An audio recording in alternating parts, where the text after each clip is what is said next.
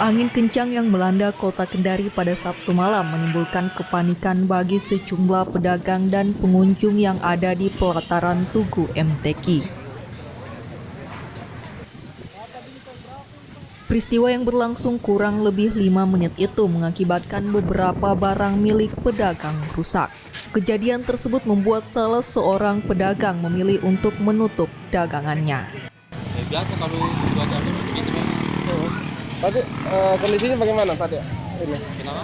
Kondisinya bagaimana? Ada beberapa apa-apa tadi yang Seperti payung terbang. Mungkin ya, jadi misalnya kalau begini kondisinya pelanggan bagaimana? Ya? Pelanggannya bagaimana ya? Ya, lari semua. Nah. Tidak ada.